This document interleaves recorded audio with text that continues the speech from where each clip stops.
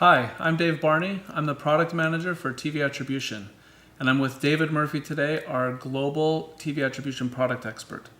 Today we're going to walk you through the website and search performance reports. This is really the meat of the product. This is probably where you'll spend most of your time when using this product.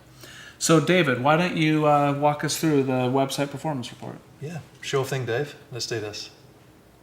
Yeah, so this is where you're going to spend a lot of time like drilling in, asking and answering a lot of pertinent questions to your TV campaign performance. And so here, right now, we're looking at the website performance, the attributed uplift of visits to your site. And again, we can see the high-level metrics, but now broken out with day by day. So you can look at daily trends of impressions, cost, attributed visits, and some performance-related metrics revolving around audience engagement, but also cost effectiveness. And just below it is a dual axis bar chart where you can actually define the metrics you care about and see the daily trends again. This chart could be really useful. If you select that attributed visits per million impressions, this could be really useful in identifying macro trends. So what we're looking at now in the light blue is the TV impressions over time, and then the green line is the response rate, essentially. And this will help you identify if your TV campaign is declining in performance over time, or maybe there's a spot of peak or low performance. And that'll help you identify those periods of interest. Great. And just below it is a tabular view, if you prefer it that way, broken out by the dimensions you care about. Right now it's on network. You could change that, but you can also add an extra dimension to chop things up by. And here we're going to break things out by day part. Yeah, network day part is typically how TV's bought, and so being able to drill into performance by network day part can be most helpful in optimizing your TV buy. Cool, and the metrics you see here are again broken out: number of spots per network and day part, number of impressions ran, the cost associated to each line, the total number of attributed visits, so you can see which ones drive more engagement than others, and equally, again, two performance metrics revolving around audience engagement and cost effectiveness.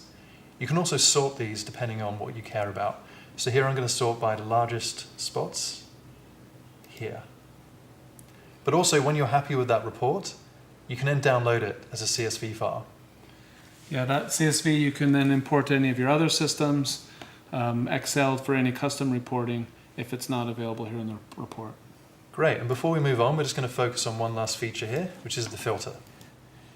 So let's say you want to just look at your broadcast networks, for example. So let's look at a report where we're going to filter on network for NBC, CBS, ABC, and Fox, just to pull all of our broadcast networks into a single report.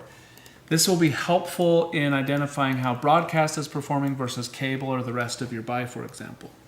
So once we've gone in here, we can put the filter. We've filtered in these 4 networks.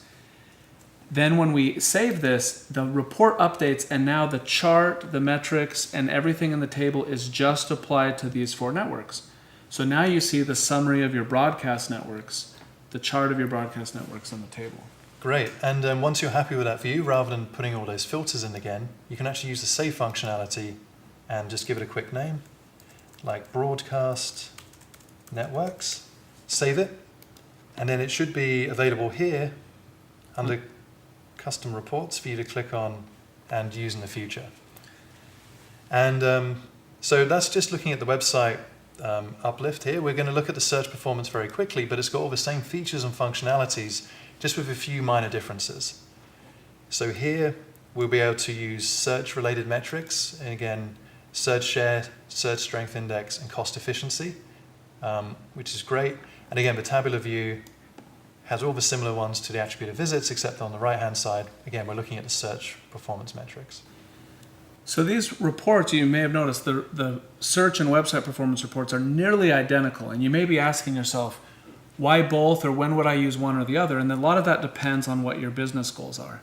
If you're selling your product through your website, you're probably going to be trying to optimize your TV through website performance.